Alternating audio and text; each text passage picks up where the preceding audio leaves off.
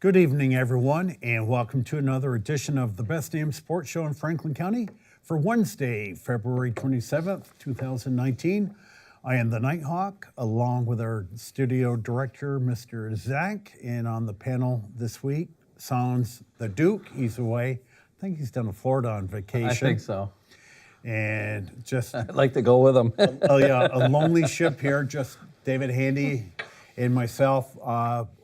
I was to have a third body on, Jimmy Fitzgerald was going to be on, but he had called me this afternoon, left a message, and poor Esther, his wife, slipped and fell on the ice. And he indicated they had to go up to the hospital, so I'll give Fitzy a call tomorrow, find out how Miss Esther is doing. Well, we hope that she's just fine. You know, this winter just won't you quit. bemoaned to me right before the cameras came on.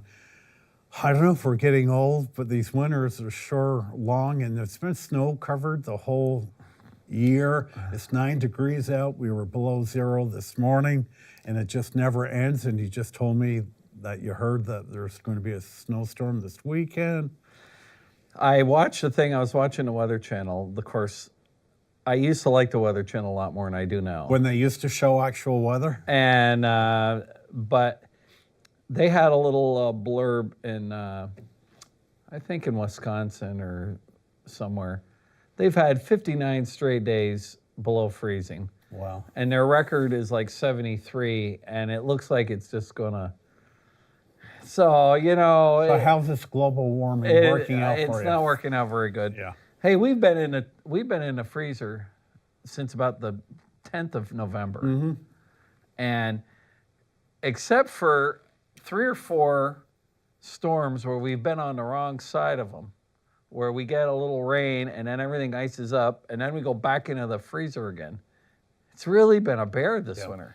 And what about that windstorm a couple days ago? Oh, it's awful. I have never Terrible. seen such high winds like that for so many hours. It just it just won't quit. It knocked my street sign off. I actually found it today in a field about 500 yards away from my house.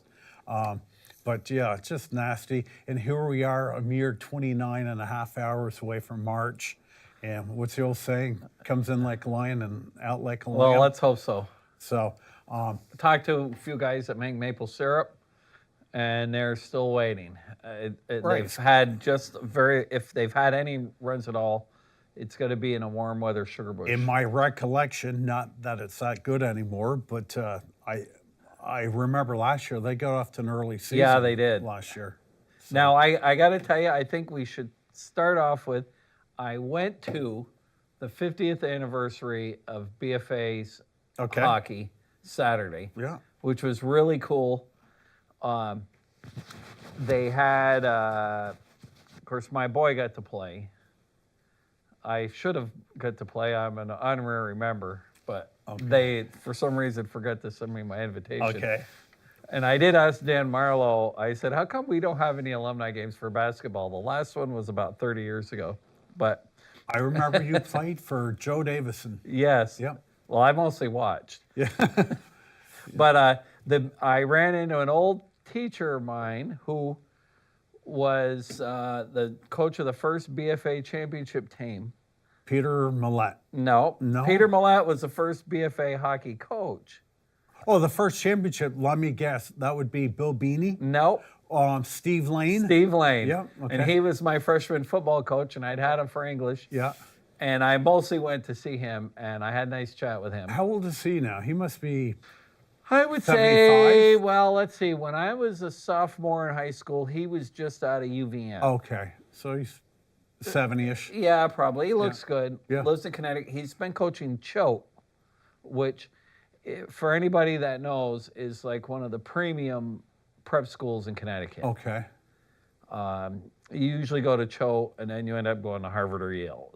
It's that kind of crowd. Yeah. And but he's been coaching hockey for 50 years. Yeah. So after Steve Lane, I'm trying to remember, it was Bill Beanie? Nope. Wait. I can tell you. Don't tell me. It wasn't Sam Simmons. Yes.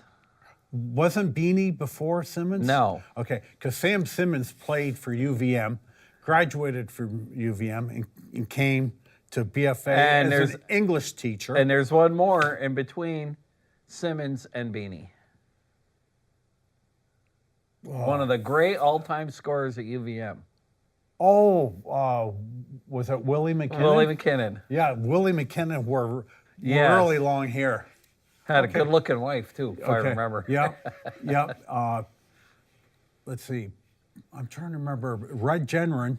Red came after Beanie. Right, and Red played for where my daughter and son-in-law graduated from, New England College. Okay.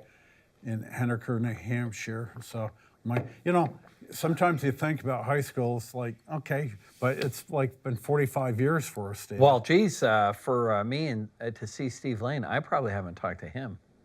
Yeah. When did I graduate? 1974. Yeah. So it's 45 years ago. Yeah. That's a long, it is. long time. Yep. Boy, it really puts you in your place, but it does give you an idea when you look back at all the good hockey players and all the kids that have played hockey from BFA. BFA hockey does have a special tradition. It's still a big deal, though I've talked to a few guys. But let me ask you this, David. Vermont hockey, though, Vermont high school hockey, and the really super good players usually leave after their sophomore year to go to a prep school. But UVM has no Vermonters on the team. Norwich, which is ranked 4th in the country, might have 1 or 2 Vermonters on the team. You check Plattsburgh, it's tough to make it into college. It's unbelievably tough. Huge, it's incredibly leap. tough. Yeah. It's so hard. Because I remember when John LeClaire was playing, every parent wanted their kid to follow LeClaire's footsteps. Well, hell, forget the NHL. Just try to make it to a college team. We'd had a period starting with Dave Hungerford, all right, who played for UVM. Yeah. And Chuck Ross played for UVM. He was a Vermonter, went to CVU. Let me tell you something about is he still in Montpelier? I think he worked for Leahy for a long time. He was an agricultural guy. But Chuck Ross, when he played for CVU, he played defense, never went off the ice. He literally played the whole 60 minutes. Well, you could do that back then. Well, David, hockey today versus hockey 45. It was like skating on quicksand back then. We were talking, maybe it was last show, I can't remember.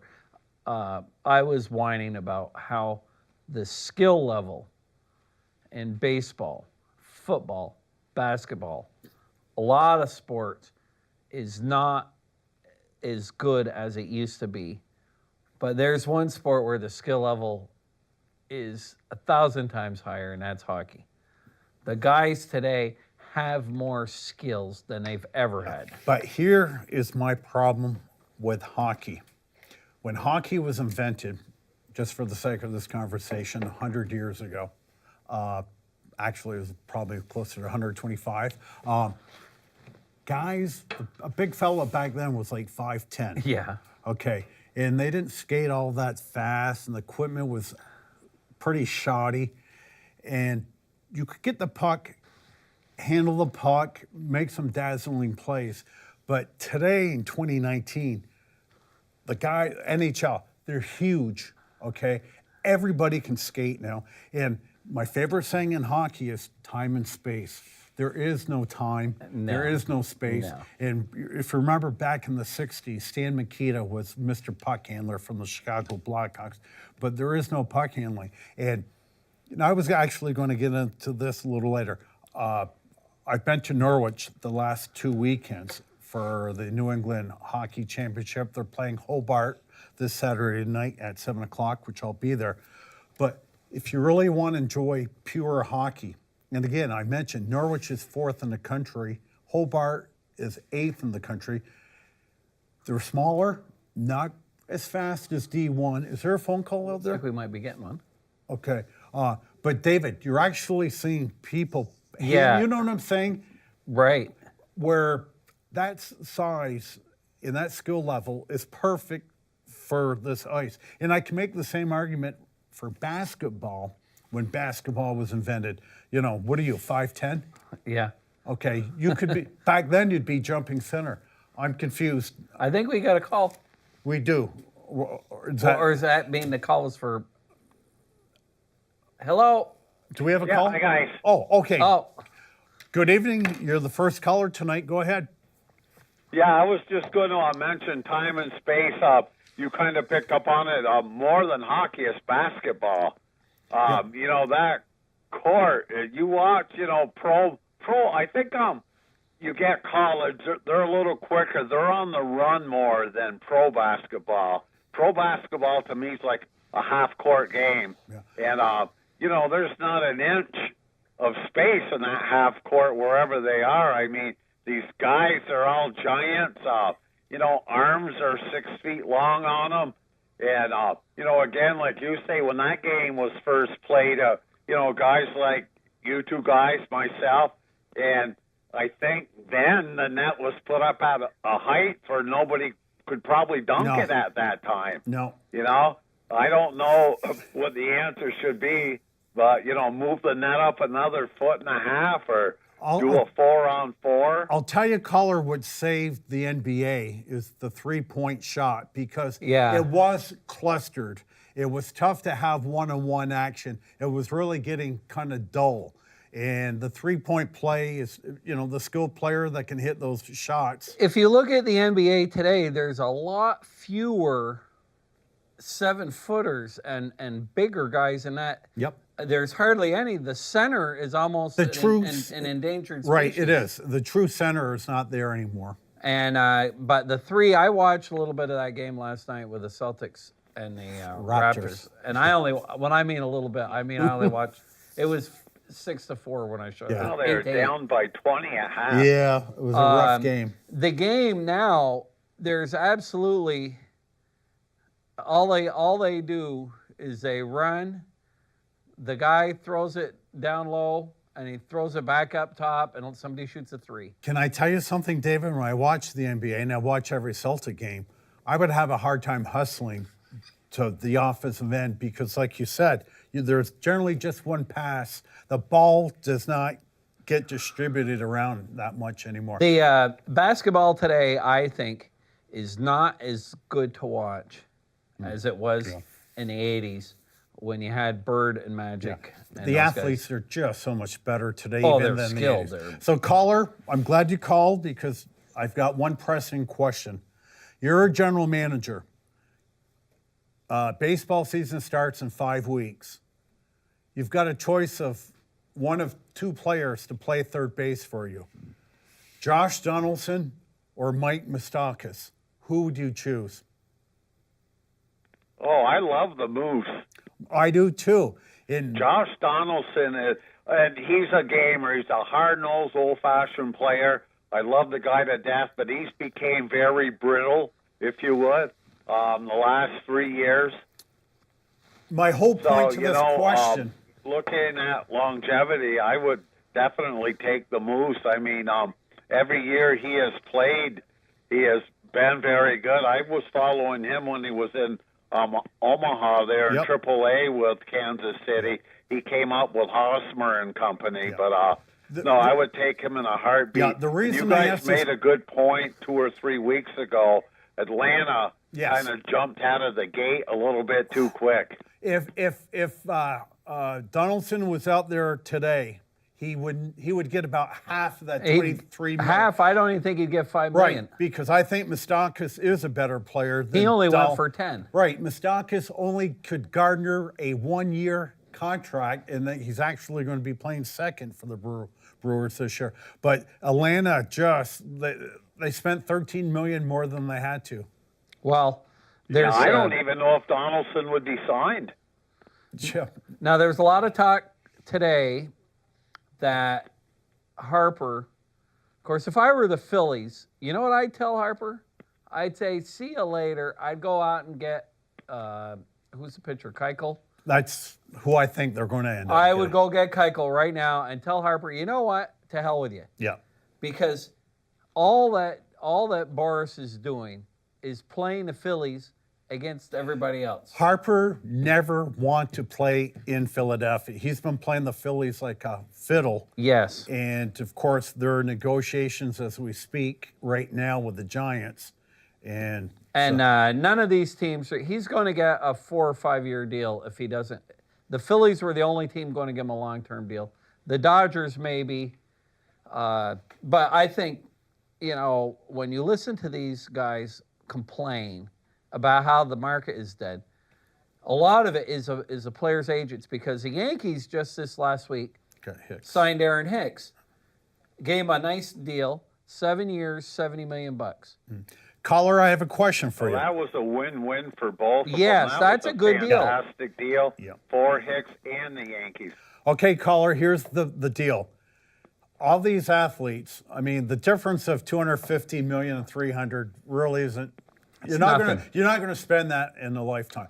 But here's my question: just the Nats offered, as we know, the last weekend of the season, said we'll give you 10 years, $300 million, and they declined.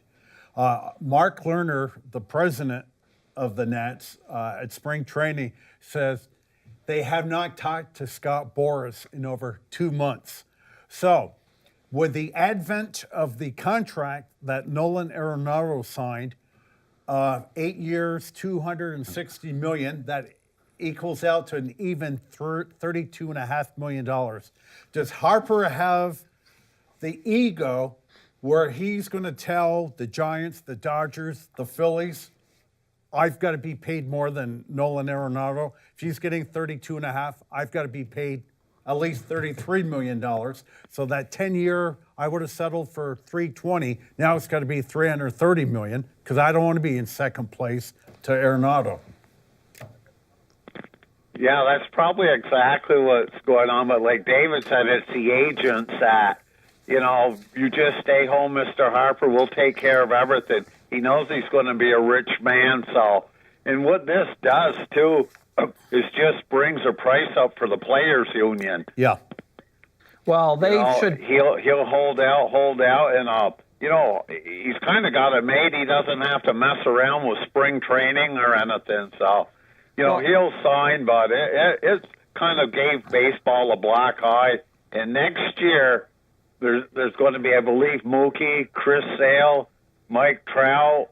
I saw a list of them. It's a lot better group of players next year. So I'm wondering next year if this is going to drag out even more, or what's going to happen. I think Mike Trout was from Pennsylvania, and we kind of have him penciled in going to the Phillies. But let me tell you about this Nolan Arenado. The best two players, nothing personal. He deserves the money. He's good.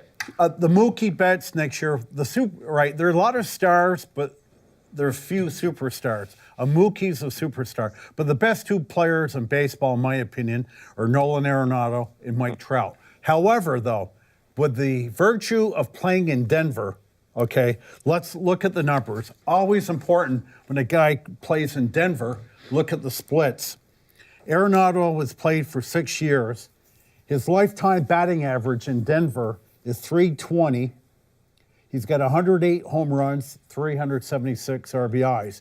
On the road, keep in mind, I just said, batted .320, 263 on the road, 78 home runs versus 108, 240 RBIs versus the 376. Now, I'm not saying he's a bad player, but I'm saying you can put a very good ball player for the Rockies, and that very good player is going to be a superstar. So his fielding is exceptional. He's a perennial Gold Glove winner. Yeah, he's a good. He was. And here's what's going to happen with the Red Sox next year. Mookie's going to get his money, period. But a guy like Bogarts, who I don't think is a superstar, but he's a star, he may be left out in the cold because there's just so much money to be had. Absolutely. I mean, the Red Sox. Red Sox can't afford to let That's kind of my Sale. problem with the Red Sox. Like I mentioned last week, I'd almost let Mookie walk and sign Bogart, sign Sale, and Benedetti. You can't have all your eggs in one basket, and that's kind of what it looks like. And Mookie has had one great year, and I'm not taking nothing away from him. And I look back, Mike Trout has had many of good years. Yeah. So I wouldn't be in such a hurry to sign Mookie because there's going to be options out there. And I agree with you, just in the same likeness of, I like Machado better than I like Harper, just because to get a power hitter in the infield is a lot more difficult than it is to find a powerful outfield. The Red Sox would have no issues of replacing. Well, I think, caller, what's going to happen though with the free agent business, and we're already starting to see it, is that teams now are going to be proactive and sign their own guys rather than let them go and buy a few years of service from them. And that's what they did with Arenado. He was signed for this year. That's what they did with Arenado. They ripped his That's contract. what the Yankees did with Hicks. I think they're going to sign Betances. I heard the Yankees are close to making a deal with him. I wouldn't be surprised if the Red Sox decide to make a deal with Mookie Betts, because the thing is with Betts, if he's a free agent, there's always a chance. The Yankees, which would have been his best place to go, they just signed an outfielder for 7 years. You got Stanton for another 7 years. You're going to have Judge. They don't need another $40 million outfielder. No. And the Dodgers aren't going to pay for long-term deals. I'd say would have had Harper already. Yeah. So there aren't any places for you to go. Caller, how old is Chris Sale? 30. He's 30? Oh, geez, I'm not sure. I am going to have to guess and guess only, maybe 28-ish. I think he's 30. He'll check on his little computer here, because I think if he is in fact 30, maybe a 5-year contract at $30 million a year. I consider Chris Sale a top 3 pitcher in all of baseball. Yeah, he's my good. thing with the Red Sox and Mookie, I love them to death, but they are probably in the worst financial situation as any team in baseball. So, like I say, it's almost a jinx having somebody that good. Fans will get upset if we don't sign them, but, it's hard to let 3 other baseball players walk too, because, we can't hit that $275 million threshold neither. Yeah, because they're at 245 right now, and the salary cap's at 206. Chris Sale will be 30 on March 30th. Okay. So there you go. 1 month away. Kershaw is 30. Jacob deGrom is 30. Yeah, see, Jacob deGrom. Yeah, Kershaw's in a little bit of trouble. Oh, boy, I'll tell you, he's got a lifetime ERA of 2.39, and his back's been banged up the last few years. Now his pitching arm is not good. And Kershaw, in my opinion, as you know, is a top 10 all-time greatest pitcher. But he may not be. It goes back to what we say, or what I feel. You need a big, heavy body to get any longevity out of your pitching. But how does Chris Sale do it? He has no fat on him, but he's not muscle bound either. I'm surprised he sat half of last year too. Yeah, that's true. Well, and as much, even though he sat half of last year, he was all used up by the time the playoffs came. Yeah. I mean, last game of the year, he could only pitch. He's got such an awkward throwing motion. Even my wife said, my God, this guy is going to get injured throwing like that. I remember when Steven Strasburg pitched his very first game ever. It was against the Pirates. He had like 14 strikeouts. And they were saying, the experts said he had a bad pitching motion and he will end up with Tommy John. And I'm saying, this kid is God. They don't know what they're talking about. Well, the first thing when you hear the name of Steven Strasburg, you think injuries. And he's had Tommy John. Every year he goes down with injuries. Well, Sale reminds you a lot of Johnson, Randy Johnson. But what I like about Chris Sale, identical, is he keeps his mouth shut. He's a ball player. He's old school. Yeah. He doesn't say, look at me, look at me. What I love about Sale is when the White Sox were playing and they were bringing back those softball Yep, with the uniforms. shorts. And he took his and he cut it up with a pair of scissors. He went around every locker. Says, cut "I up. know we aren't wearing these. Yeah. We're wearing baseball uniform." Yeah. Can't argue with a guy like that. Now, yeah, it'll be interesting, and that's kind of why I wanted a little more bullpen help this year because of him. I think if I was manager, I would not give Chris Sale much more than 140, 150 innings this year. Yeah. The problem with the Red Sox. That's maybe 6 innings a game, and you've got to have a fresh bullpen and good arms in there to, back these guys up. One guy we failed to mention on the Yankees, Dave, was Chad Green. yes, he's a good pitcher. He's another guy. I read a thing on him the other day. I have him on my rotisserie baseball pool, and they said the only thing we can say bad against him is he's locked behind these other guys because he would be a closer on any other team in baseball. Absolutely. The Yankees are loaded. Their bullpen. Is Chad Green, is he a homegrown Yankee? He might be homegrown or they picked him up on a trade, but we've had him for a few years. We're loaded in the bullpen. Yeah. And Segue, bullpen, Craig Kimbrell. What's he going to be doing? Selling life insurance this year? I'm sure somebody's offered him a 1 or 2 year deal. I can't believe that somebody has offered him a 2-year deal.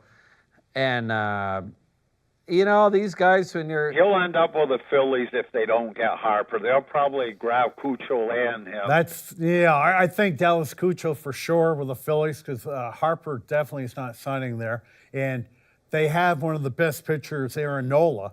I think was runner-up in the Cy Young He's last good. year. And they have 2 good pitchers. They're desperate need for a pitcher, so Cucho would be a great pickup for them. But Cucho wants $100 million too. Now is David Robertson on the Phillies? Yes. Yeah. So, yeah. I read today or heard today. Some of these guys are going to have to lower their expectations a little bit. Well, they got dumb agents. Well, caller, explain Mike Moustakas to me. He signed a 1-year deal last year, had a really good season last year, and I just figured he was good for 4 years, $100 million, and he's $10 million for this guy. Well, hey, look at the Padres gave Hosmer that big money. Well, they, like Atlanta did this year, they signed Hosmer in December before they realized this is a very soft market. They should have. And Hosmer hit like 16 home runs. Yeah, Hosmer. Of course, San Diego's a tough ballpark to hit. Yes, it is. But other news I heard today, caller, that the shot clock is off the table until 2022, and that the Major League Baseball has made some proposals, immediate proposals, to the Players Union considering playing rosters and time of... Okay. Just like I heard the other day that the Blue Jays are going to start Vlad Guerrero Jr. And the general manager said he's not ready yet. Well, no. We're going to start him in the minor leagues. Right. The reason Vladdy Guerrero is not coming north is because if they wait till like June 1st. Right, they can get an extra year of control. Right, and the Blue Jays certainly are not contenders. No. So, but the guy's ready for the majors. And a point I need to make too with Harper, he will sign 10 years with somebody, probably the Giants. They're desperate. Machado signed 10 years. They're children. They're only 26. But the important thing is, and I actually noted this, the National League will get the DH in 2022. So when Harper and Machado are becoming graybeards, maybe the last 2 years of their contracts, they could become DHs. Right. Of course, the Giants have been... 10 years is a long, You're damn right it is. time. Yeah. Hey, look at the Giants. There's going to be a point in time when they kind of get sick of what they're doing a little bit. Who's had worse luck with long-term contracts than the Giants? Look at the guys they signed that haven't worked out. Yeah. Who's that pitcher? They got him from the A's. Barry Zito, total flop. Right. Yeah. Samardzija, total he's, flop. He's horrible. That's one thing I've learned is a Chris Sale, you re-sign your own people, but do not sign a pitcher because it really 90% of the time does not work out. Well, that's part of the reason why the Yankees stepped up and paid Hicks, because not everybody can play in New York, just like not everybody can play in Boston. Yep. And Hicks has showed that he can play there. He's been doing the work. Yep. He's made himself better. That was a smart deal, and I think what a bargain. Well, he's getting good money, $70 million, and he's no spring chicken either. He's 29, but he's an excellent outfielder. You know, and a guy like Benintendi, to me, is like watching a guy from the 60s or 70s. He's another old school player that you like Reminds to watch. me of Freddie Lynn. Yeah, and this is my point with the Red Sox. Benintendi's contract's coming up. Yeah. Again, Mookie's, you got Bogarts, you got Chris Sales. And we're how much this year? 200 and what million? You're at 245. You're about 30 million over the 40 over the cap right now. And Dabrowski or the owner said the other day, decisions. It doesn't hurt to have money in order to win. But the problem with the Red Sox is they are a victim of their own success, because all these guys we're talking about are all, other than Sale, are all homegrown guys that they drafted, nurtured, and they've all become stars. It's just like what happened to the Chicago Blackhawks. Yeah, and that's what. Well, Kane and Toews. They had to get rid of half their team. Yep. So, you know, caller, the Red Sox. Yeah, and you may see that again. I hate to, but like I say over and over again, we just can't afford to keep everybody. Yeah. Now, Bryce Harper, the only thing I don't want to happen, I don't want him to sign with the Phillies, because that's going to be a very rugged division this year. And Harper would really help Philadelphia out big time, and that's an easy ballpark to get home runs in. So put him out 3,000 miles away with the Giants, and I don't have a problem with that.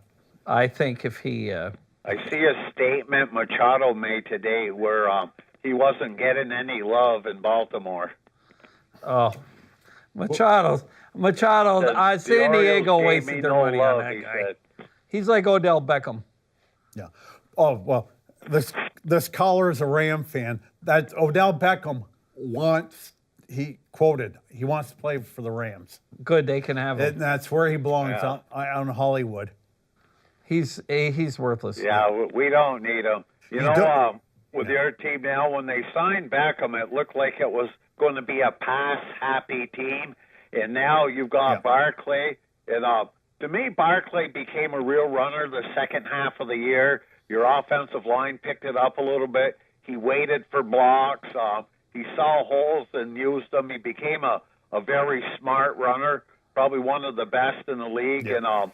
And I read today where your quarterback will be back for another year.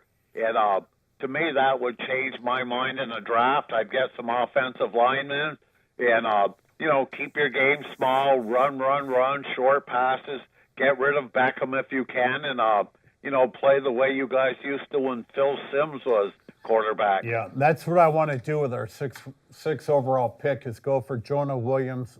He'll play right tackle out of Alabama. Though this Skyler Murray is interesting. This guy is an athlete. Oh, big time. And big arm. Yep.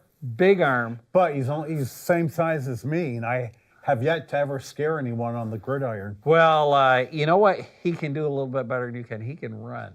Wait. He's fast. Well, excuse me. What are you implying? I'm saying even in your best day, Dave, you could run like Skyler Murray. I am sneaky quick. That is a surprise. Yeah. So, anything else, caller, tonight? No, I'll let you guys go. And great show, guys. Have a good evening. Hey, thanks for calling. David, we'll get back to the baseball diamond, but since we brought football up, let me throw this scenario out at you. Let's see, I wasn't on the show last week. A couple weeks ago, we talked about the new head coach of Arizona, Kingsbury. Right. And he said that if he was in the NFL, he would take Skyler Murray first overall pick. Well, lo and behold, he's now the head coach of Arizona that happens to have the first overall pick. So here's the trade I'm proposing. They picked Josh Rosen, 10th overall pick last year out of UCLA. If Josh Rosen was in the draft this year, I can assure you, David, he would be the number one quarterback in the draft. So here's what I would like to do. Arizona would trade us Josh Rosen. We would give him the 6th overall pick, and they would throw in maybe a 2nd-round pick or a 3rd-round pick, and I would be very happy with that trade. What say you? You'd give them the 6th pick for Josh Rosen? Yes. The 6th pick in the draft? He's better than Dwayne Haskins. He's better than Murray. He's better than I think we need Daniel Jones. We need help on D so bad. I agree with you. But see, my feeling is, David, is I wouldn't draft a quarterback. Oh, we got another caller. Okay. Well, let's do it. Good evening. Boy, You're on we're the getting a best lot of calls tonight. Dan Sports Show in Franklin County. Hello. Yes, gentlemen. Good evening. We Leonard. we were talking about Atlanta, how they threw $13 million foolishly away from pulling the trigger way too early for signing Josh Donaldson, when the Brewers signed last week Mike Moustakas, who's a better player than Donaldson, for a 1-year, $10 million contract. Well, anyway, the Donaldson thing has everything to do with Anthopoulos there, who was the GM up in Toronto. They knew each other. Okay, they had a great friendship, so that's part of all that. But anyway, I know this is the best damn sports show in Franklin County, but for the next 5 minutes, if you'll indulge me, I want to turn this into the best damn blood sport in America. Because I was glued to the TV today to listen to Cohen testify before Congress. I mean, I haven't seen anything quite like this since Watergate. Now, this was entertaining. If you like history in America, this was history today with a capital H. Now, who you believe, damn hard to tell. Damn hard to tell. Now, I'm a conservative, not nearly as conservative as I once was. You've got the Republicans' basic rebuttal to anything Cohen said all day was liar, liar, pants on fire. You're a convicted felon. Why in the hell should we believe you? Well, to me, that's the height of disingenuousness, if there ever was. Because to use that logic, we'd have to let 75% of the mobsters we've convicted, I mean the federal government, we'd have to let them out of jail. Because that's how we got them convicted. It's pretty much with convicted felons on the stand going clean. So to suggest that Cohen can't tell the truth, it doesn't make any sense to me. I think that's a pretty soft defense. I'm not saying Cohen's telling the truth, because I don't think there's any way of knowing. The only thing he said that I really do believe is that Trump had an auction in the Hamptons, an art auction, and he had a portrait of himself. And he wanted it to be auctioned off last. And he had a fake bidder in there to make sure that his portrait got the highest bid of the night. And according to Cohen, it went for $60,000, and Trump ended up paying the fake bidder $60,000. And he bought his own portrait. Now, based on everything I've seen of Donald Trump, that's pretty believable. Well, I think if you are of the ilk that hates Trump and everything he does, this just reaffirms everything that you've thought of him. And if you think he's doing a good job, you just kind of shake your head and go, you know. Oh, it doesn't hurt the base. The base is still solid. Oh, there's not. They aren't going to. He can't get reelected in 2020 just with the base. He can almost get reelected with the base. Yeah, I don't know. I disagree. But anyway, it was very entertaining, and it was history in the making. This was a little almost unprecedented. Well, I'd hate to have Cohen be my lawyer, and then all of a sudden, 2 years later, tell all my dirty laundry out. It makes him a rat. I totally agree. He's a scoundrel. But to suggest that a scoundrel can't tell the truth, you put a guy on a whipping post and you whip him enough, to suggest he can't tell the truth. I mean, as I said, the federal government has used these types of people to put mobsters in jail for decades. Well, I don't think that, I believe most of what he says. It doesn't make any difference. I don't think Trump ever thought he was going to win in the first place. Oh, that I believe totally. I think it was all a lark, and And it just all about building up his brand. I think that's very plausible. Though I think what he was probably trying to do. Probably, Leonard, if you look at it objectively, it's probably hurt his business. Oh, absolutely. A lot. By getting elected. Oh, no question. Yeah. No question. No, absolutely. But anyway, I don't want to spend a lot of time on that. But it was riveting. I mean, it was, and now he's going to go before another committee tomorrow, and it's going to be just more of the same. And, I don't know. I don't think Congress has the resolve to even start impeachment against him. I don't think they want to do that. I really don't think they want to do that because the Democrats have too many problems of their own. They've now got their own Tea Party, and they got to deal with that. I mean, they got this far left element. They don't know what to do. Yeah. Biden might, I'm not a big Biden fan, but he may come riding in on his white horse, and trust me, he's no intellect, but he's somebody that, is sort of moderate, if you will, compared to the far left. Leonard, and, I'll throw my kind of a non-academic Woodrow Wilson. Leonard, I'll throw just 2 cents in. If Biden does join the race, he will get the Democratic nomination because he's the only true blue Democrat. The other, Kamala Harris and Cory Booker, they're all Bernie Sanders lights now. They're all socialist, and this country quite isn't there yet to be a socialist nation. And I think that was your key phrase. Isn't quite there yet. Yeah. I won't see it in my lifetime, but it's going to happen. Yeah, it will. Yeah. Well, my great fear, and it's not a fear, I think that the Chinese are going to blow right by us. Oh, there's no question. In the next 40 or 50 years, we're all going to be speaking Chinese. Oh, right. I'm taking Mandarin lessons now. Let me tell you something. Do you think they're worried about having gender bathroom issues and worried about all these, everybody's feelings are hurt, and they got guys like that Smullen that are making fake hate crimes? They don't give a crap for any of that stuff. Well, they're not really too worried about global warming either. No, they aren't. And they aren't wasting their time on that and neither is India. No. And neither is Russia. No. So we're going to, and I'm not saying global warming doesn't exist. All I'm saying is the pell-mell run to it and trying to solve it, we can't.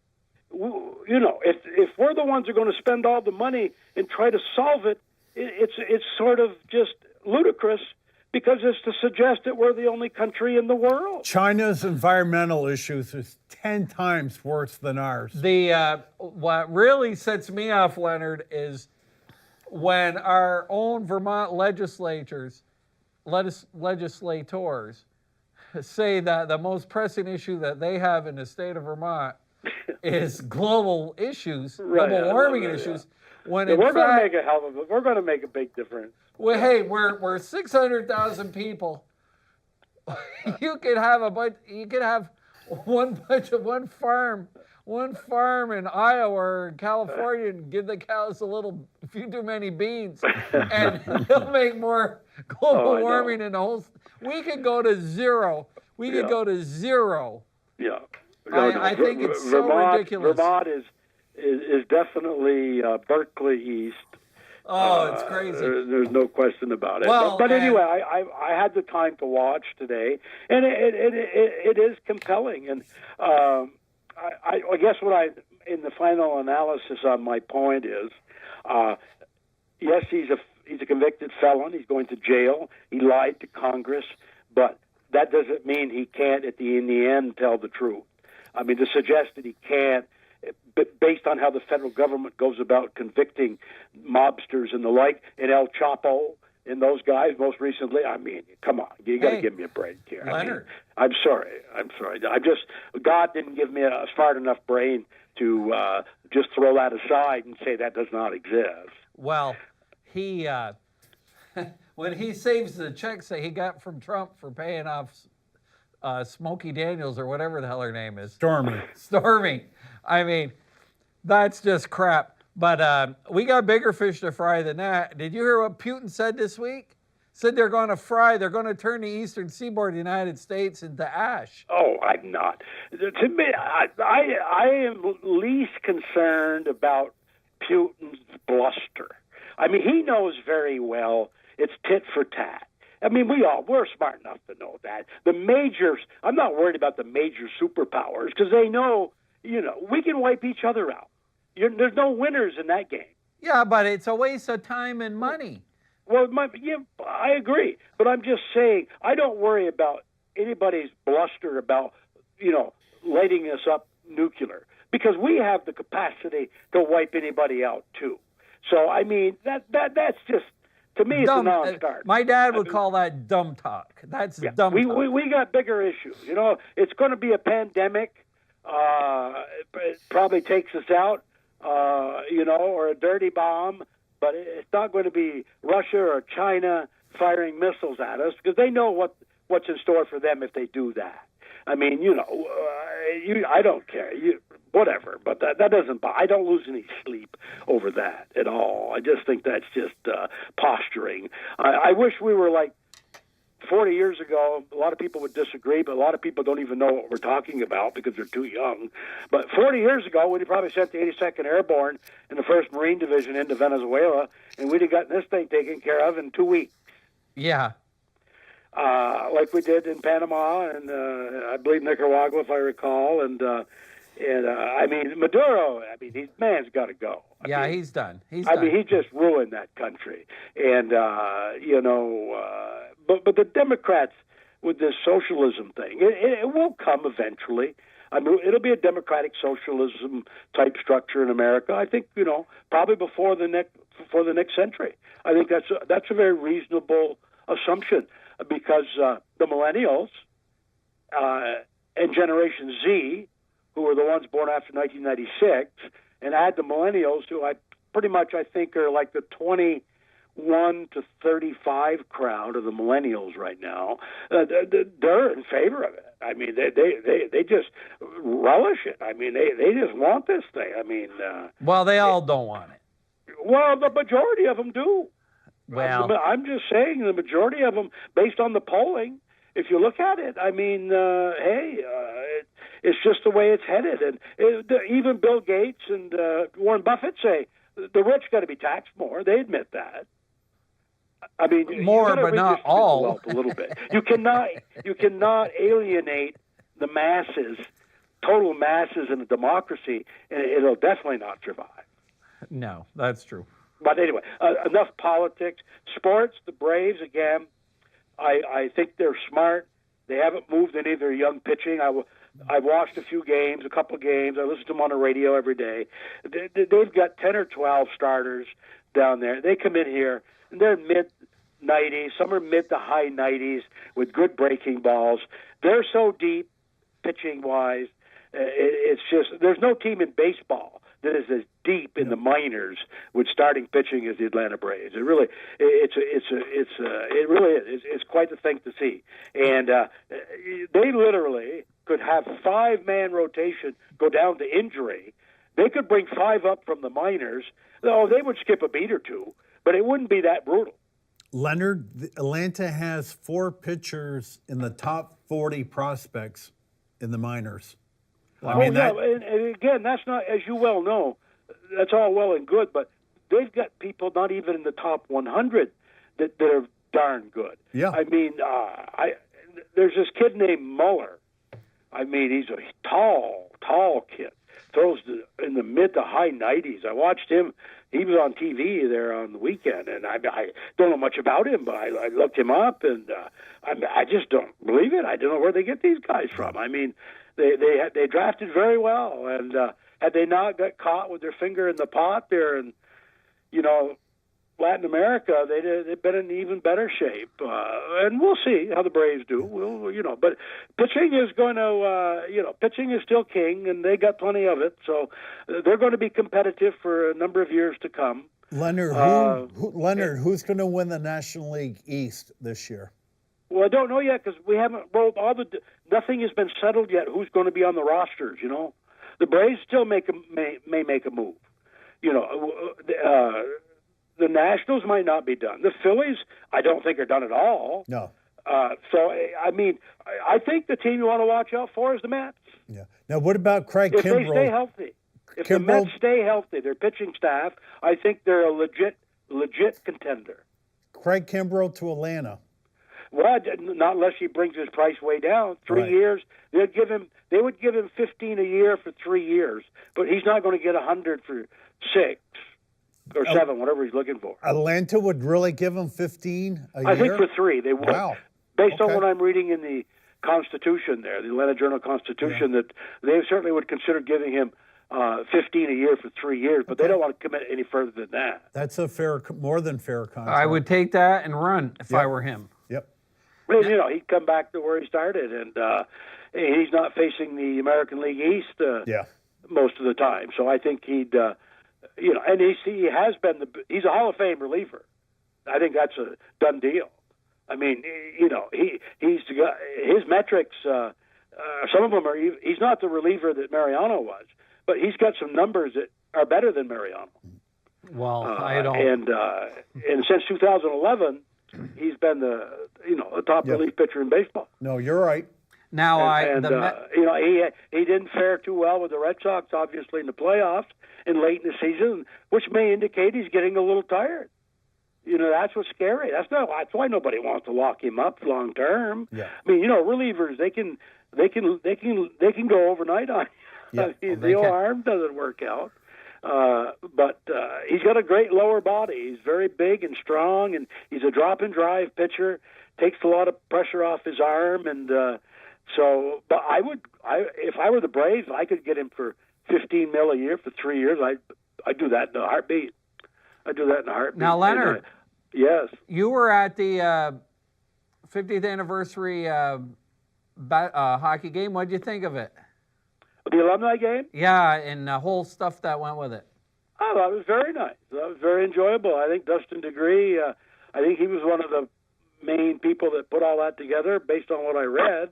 And I thought it was a very nice tribute to the program. Yeah, I did too. And I think some of the, you have to get on Facebook to see a lot of what the coaches who couldn't make it had to say. And Red Gendron had the nicest things to say. Did you read that, what Red had to write?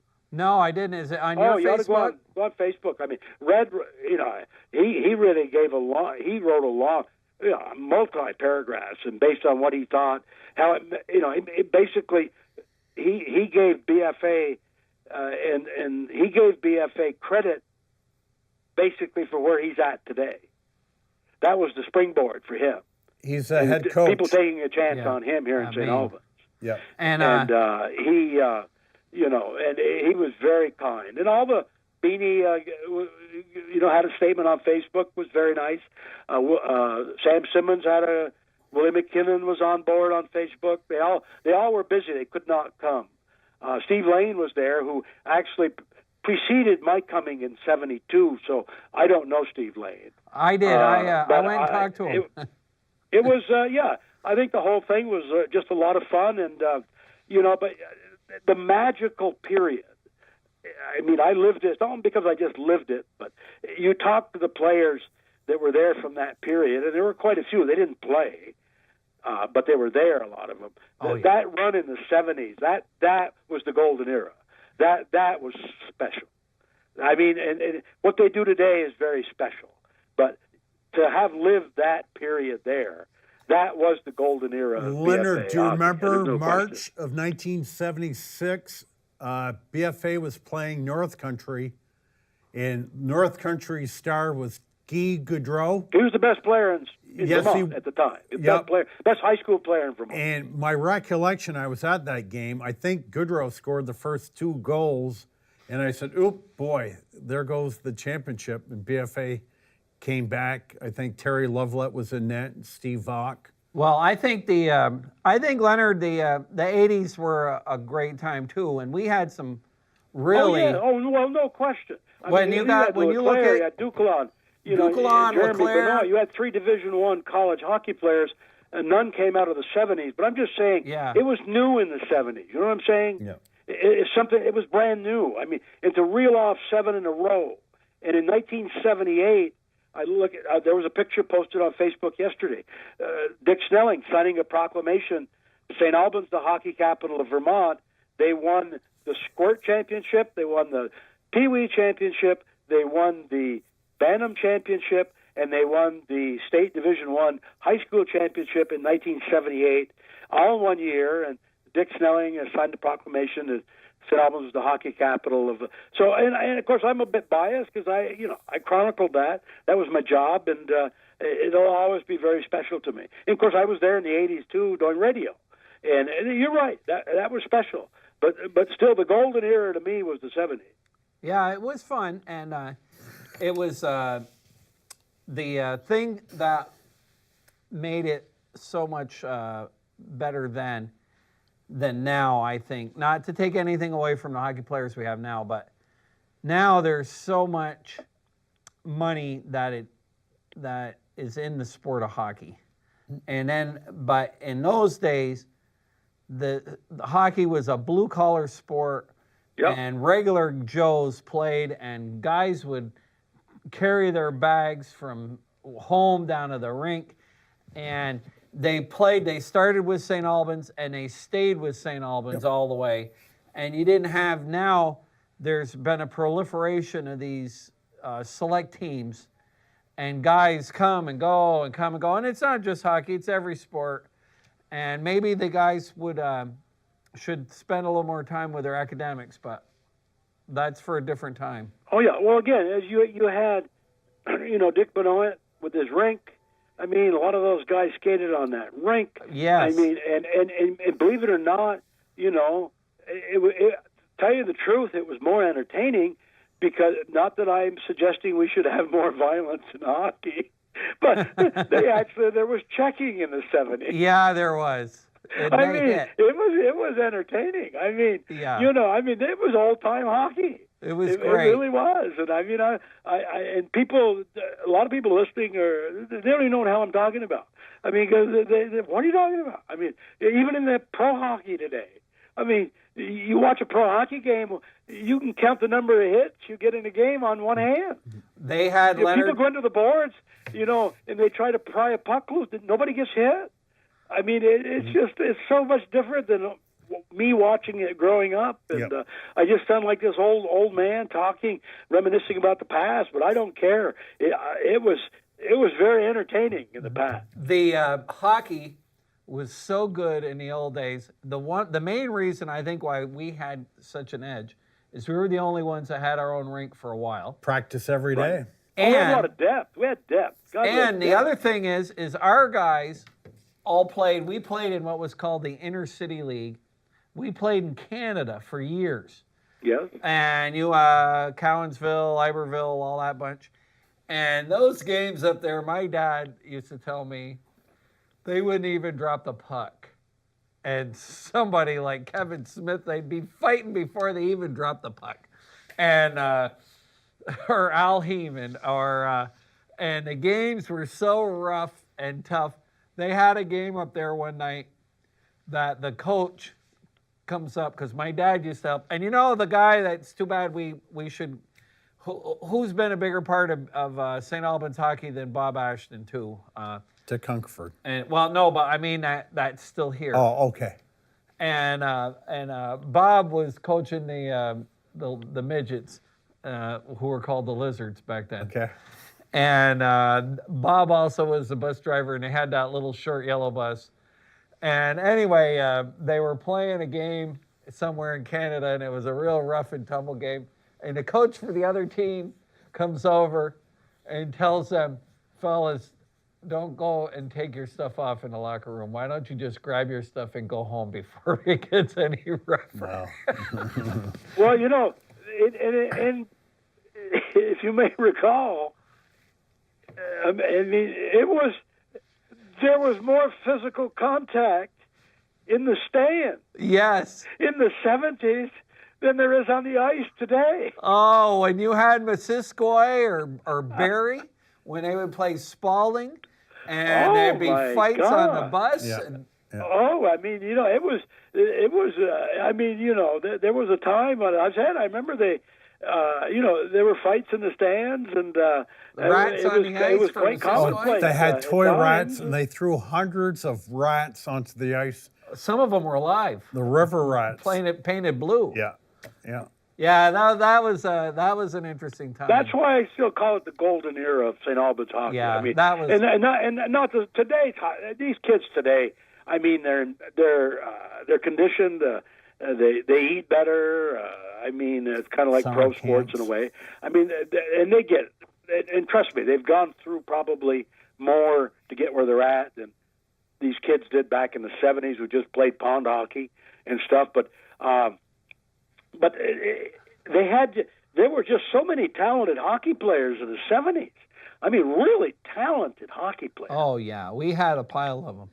Oh, I mean, we're not going to name any names. I mean, it's just there were just so many of them, and that's why we were so good for so long. Well, is because we were so deep. We'd you run had those three families. lines and four defensemen at you, and I mean that no one could deal with that Hey, because no one had the depth we had. you look at And we had some. I remember those games in the early '70s, Missisquoi and BFA. I mean, it was like Saturday night at the fights. Yes. I mean, boxing. I mean, everybody got fired up. I mean, and it was. I mean, this wasn't. This wasn't for the faint of heart. This was pretty rough and tumble. Oh, absolutely. Was Boudreau the goalie for Missisquoi? No, it was Corey McEwen. No, McCoy. And the Corey Spears, was there late was a Spears, 70s. who was also But before Boudreau. Corey. I No, think it was the Kevin goalie Spears was the goalie. Spears. Was I thought there Kevin at was Abishon, Glenn, he was and the then you goalie, I had believe, Sean before and McEwen. Glenn and Brian, and the Missisquoi teams were good too, and it was the chicken wire, and you'd be right on a wire, and you'd be screaming and yelling at the guys, and Coop Field was just electric. That was gotcha. really fun. Oh, yeah, that was as I said, it was kind of like the Saturday night fights, man. Yeah. I mean, it was a happening. It was a happening, and it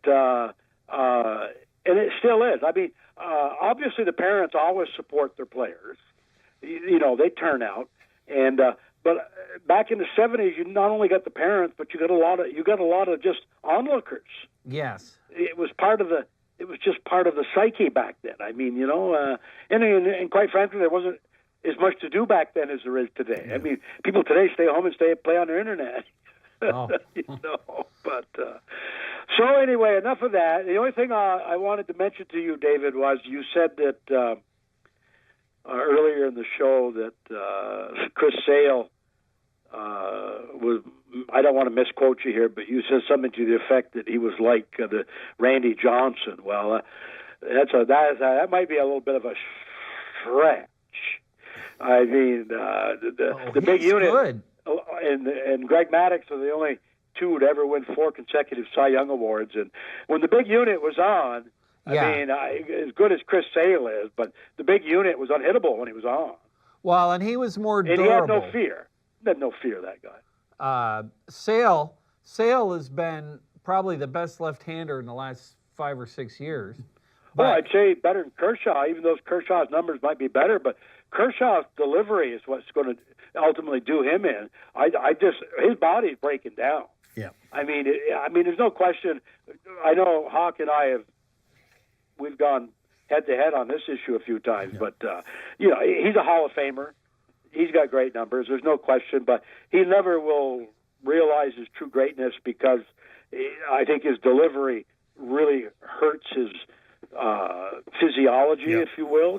I mean, his body is breaking down, and his lack of really success in the playoffs will really hold him back, even though he's a Hall of Famer. But he's not going to be mentioned in the same breath with pitchers who've had dominance in the playoffs. He's not like Bob Gibson. But in this day and age No, they're not many.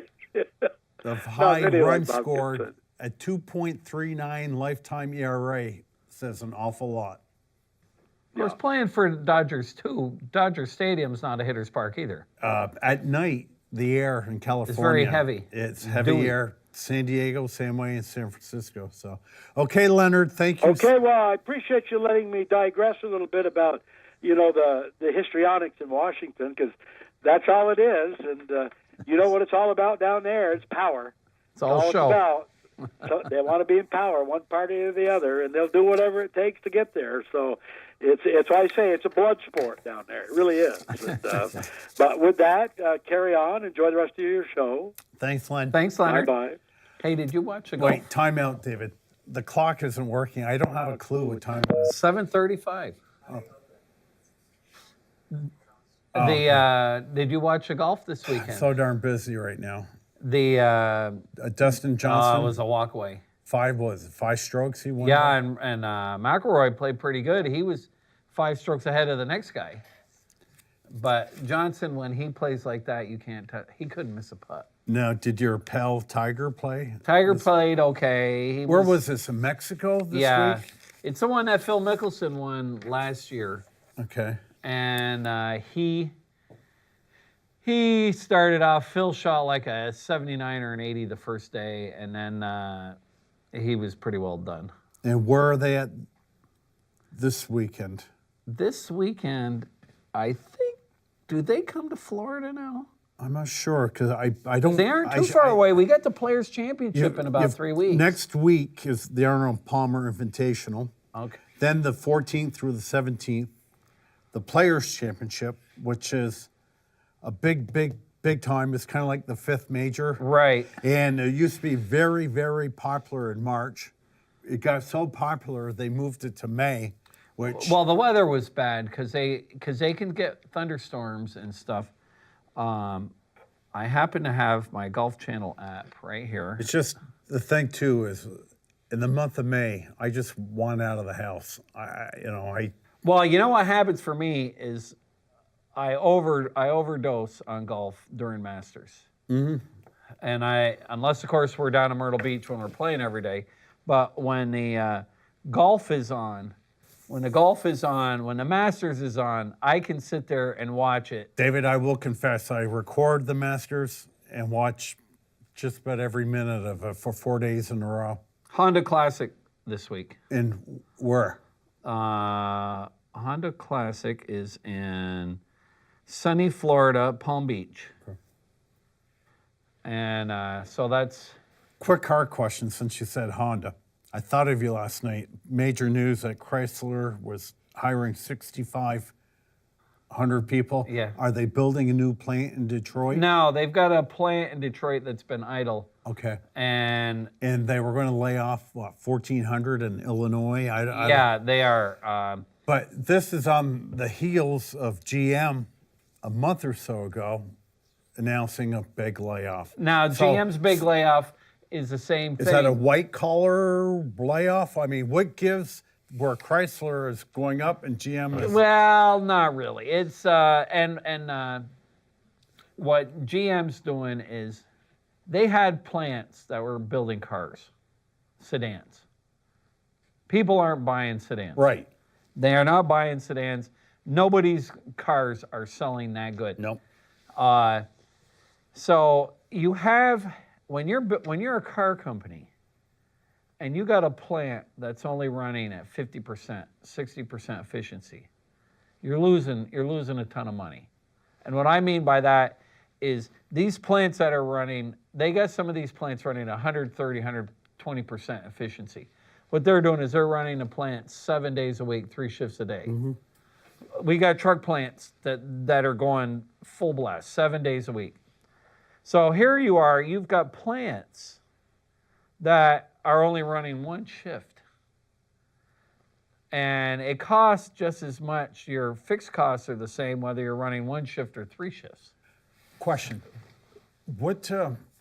How did America develop this love affair with a pickup truck? They've always loved, Americans have always... But they're a lot more comfortable today than they were 40 years ago. Well, they are... what happened... But there are a lot of pickup trucks on the road. There's a zillion pickup trucks. But it's not just pickups, it's a whole SUV thing and the crossovers. The big issue is that as long as things are relatively stable, gas is relatively stable, yeah. Cars and trucks are getting better mileage all the time. Every time they come out with a new model, it gets better mileage. So you don't pay a penalty today for driving around in an SUV. 10, 15 years ago, a vehicle like yours got 10, 15 miles to the gallon. Now it gets 20 and 25. Some of them are 30. Well, if you can drive a big car that gets good mileage, you don't want to drive a little car. And we've always loved big cars. Americans love big, because it's a big country. It's big roads. Yeah. And we had a little push to, when General Motors and Chrysler went bankrupt, part of the push, there was an auto task force that was set up by Obama. And they had people on it that didn't even own cars. I'll show you how stupid we are. But anyway, while they wanted these guys to build all these fuel-efficient cars, they thought the reason why GM went broke and Chrysler went broke was because they built cars that weren't fuel-efficient. So when they reorganized back in 09 and 010, the plants were all set up to build small cars. Okay. Well, as you can see, it hasn't worked out that way. And I still remember the story you told me about you and your kid Bud butting heads about Bud want to get rid of the cars off the lot, and you said, "Look, we've got to keep some cars on the lot." And there still are cars. The cars there always going to be some, but here in Vermont, where you sit higher, you get snow and all that, it's not ever going to. As long now, if there's an atomic war or something and the gas is $5 a gallon, things can change in a hurry. And that's the one thing in our business that you can't ever count on, is that you can't ever count on it being the same. All right. And then, of course, we're going to have this big push for electric cars. Whether you want them or not, they're coming. You think? Absolutely. All the car companies. But didn't you tell me that electric cars don't have the power? An electric car only has 40% of its maximum range at 20 degrees. At 20. Right. All right. And that's now, nice. we were, 10 below zero last night? Yeah. So that gives you an idea. You know, I don't know if you've ever driven the roads in Vermont, but there's a lot of hills in Vermont. You want and need power. It's not driven by science. You know. It's driven by the same crowd that put that AOC in office in New York City. By the way, sidebar here. Did you see in the paper that she didn't even live in the district? Right. She got elected in? She's phony baloney. Yeah. And she's as dumb as a bag of rocks. Right. No offense to anybody that. Yeah. But the whole thing is, we talk about this all the time, is that what our decisions that we're making on these issues are not driven by science. They're driven by strictly emotion.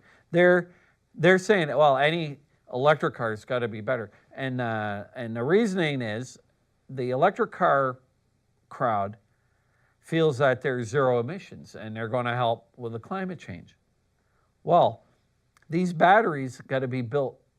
They're built from a lot of, or made from a lot of bad items that are not really environmentally safe. Lithium and the nickel for the nickel hybrid batteries and all that. They're very toxic.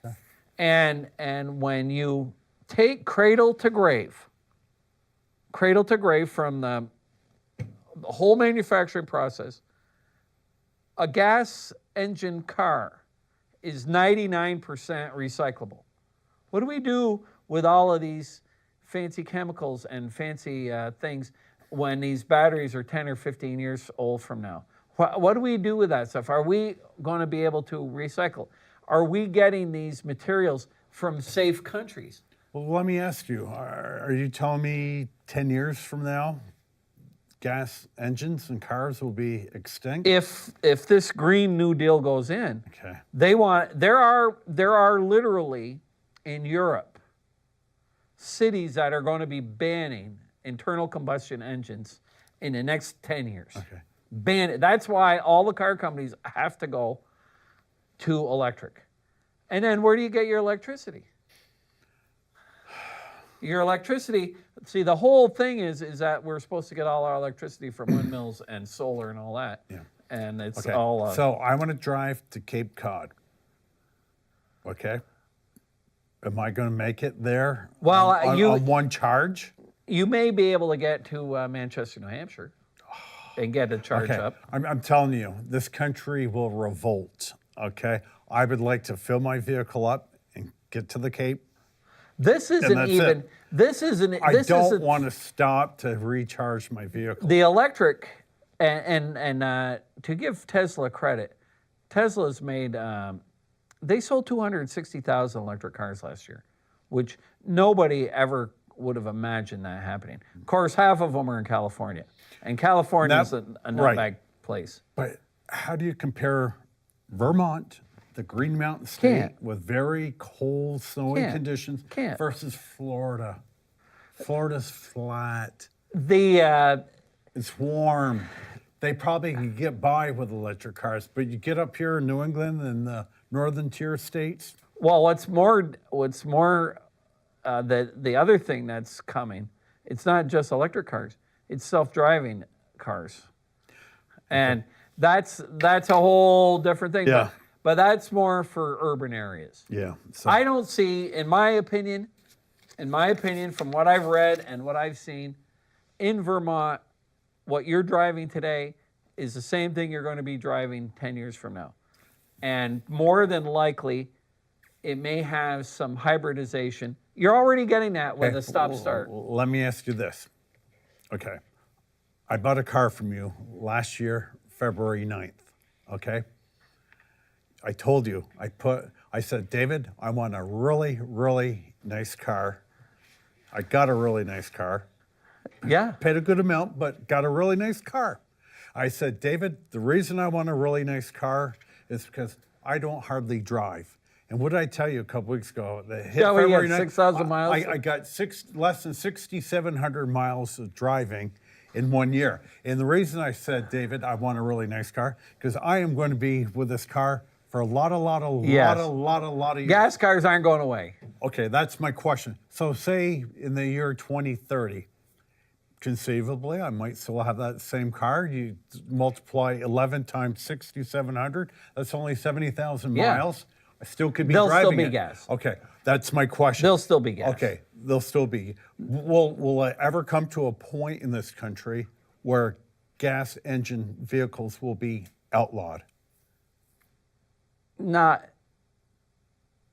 I can't say, you can't ever say never. But what I'd like to be a fly on the wall. I'd like to be a fly on the wall and come back 200 years from now and see how all this global warming and all this crap actually sugars out. Because what the main push of all of this is that we've got to do something now before it's too late. And of course, we aren't the problem. The Chinese and the Indians and the Russians, they're making more pollution than we. Can I tell you something? Do you know how old the Earth is? It's 4 billion years old. It's 4.5 billion years old. I think we've done pretty well so far. I'm not really. I have no qualms about what's going to happen. I tell everybody that, 500 years ago, people were living on Greenland. Mm-hmm.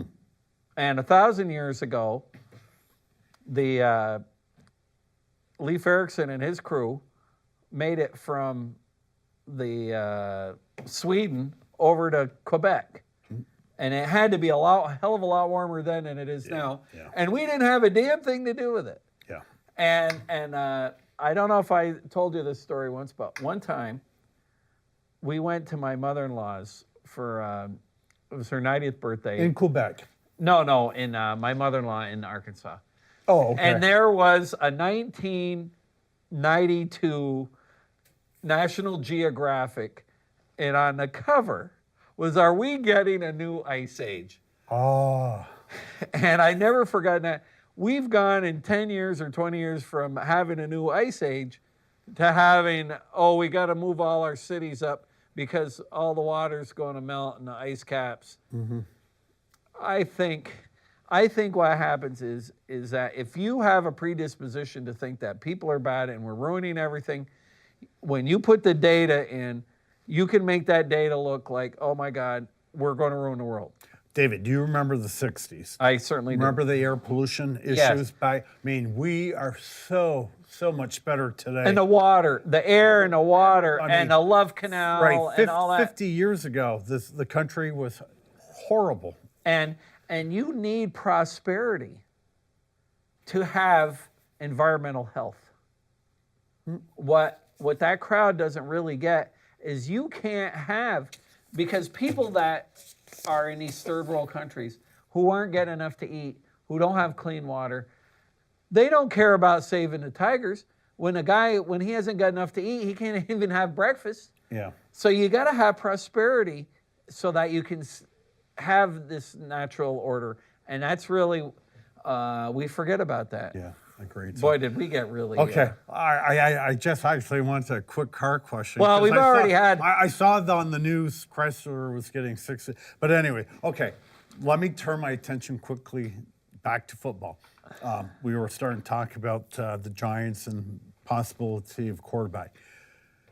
I really should tap my foot on the brakes a little bit because the NFL free agency starts in about 2 weeks on, I think, Friday, March 14th. So I think we need the best 48 hours of the year, as you know, is the NFL free agency. It's not like baseball because after 48 hours, it's done. It is done. The superstars are gone in the 24 hours. The second 24 hours, the stars. When do they have? When can they talk to him? Can they talk to him now? That I because can't tell. how does all of a sudden, when it gets to be February or March 14th, how come they're all signed at 10:01 or? It happens right, like 12:05 in the morning. They're done. They're signed. So they must be talking to these guys now. Yeah, there must be a period of time they can negotiate. So, but I'm really heavy into the draft, and I mentioned it on the show before. I was listening to a podcast, and somebody very politely said, "Why are you guys even talking about the draft like this?" I said, "You're probably going to fulfill a lot of your needs for the free agency. Let's do free agency first. See what." We don't have a lot of loose money this year. They only have about 30 million. Yeah. Which isn't much. Right. And the bottom line with our Giants is we're a very, very bad football team. It's going to take a lot. And speaking of football, Robert Kraft. Okay. This guy, if let me ask you this. If he was the owner of, what's a really bad football team? Tampa Bay. Thank you. Say if he was the owner of the Tampa Bay Bucks that are just hapless, and he was caught going to a massage parlor, would he be getting the publicity that Robert? Because he's a friend of Trump. Is that what it is? Oh, absolutely. Okay. But plus, everybody hates the Patriots too. Yeah, I mean, there are a lot of Patriot haters. It's not my favorite team. I mean, I'm a Giant first, but I respect the Patriots. But it's just unbelievable, day in, day out. Robert Kraft. You know, is that the most pressing issue of the day? Our journalistic standards today are about less than what the National Enquirer had 20 years ago. And to your point, this Jesse Smollett story after it broke, and he had the biggest powder puff interview with Robin Roberts. Oh, that was beautiful. I mean, be a journalist, okay? Wear a pair, okay? Ask some real tough questions. Okay, so 3 days later, they found out that this was just a complete sham. It's a hoax. And the media barely even covers it, okay? Of course they... Now, the police chief of Chicago... He was great. I love that guy. African-American. I have never seen a guy more vigilant about... He was just pissed off, period, okay? But in an intellectual way. And yes. And boy, did he really lay down the law during his press conference. But since that day, it's just not in the news. I read an interview. It's like the kid at Washington, D.C. He's going to make... He's suing the Washington Post, $350 million. And why 350? Because that's where Jeff Bezos, the richest man in the world with a net worth of, what, $8.5 billion? He paid for the Washington Post was $350. So it's symbolic. But I mean, when that came out, they just absolutely. That isn't the only one they're suing. He's going to sue the Diocese of Covington. The guy that they really are going to, that I think they've really got a great claim against is Bill Maher and HBO. Okay. Because Bill Maher said Bill Maher. Yep. Somebody should punch that little. Oh, he really said that? Okay. A P swear word, and he's just swore. This kid is not a public figure. Yep. This kid was just a kid. Yep. And the libel rules, you can say stuff like that about Donald Trump because he's a public figure, exactly. But that kid, and as it turns out, they didn't even cause the trouble. The Indian came up to him. The other guys caused the trouble. And that Indian guy with a little tom-tom. Yeah, he's got a rap record longer than my arm. The whole thing, I watched an interview with Lara Logan, who was the CBS, good looking too. That was a nice shirt she had on. Yeah. She has it exactly right.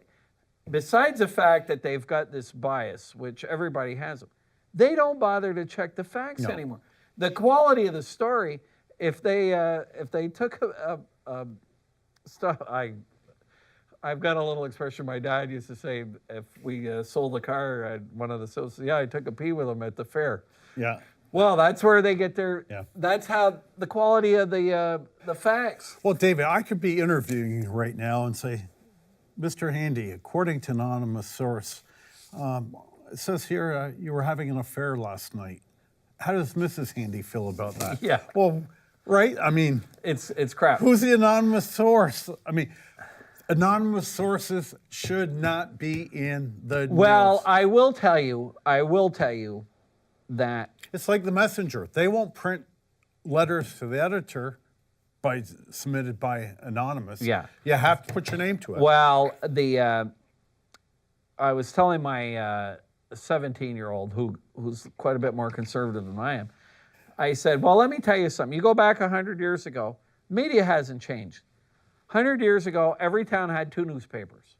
One was a Democrat, one was a Republican.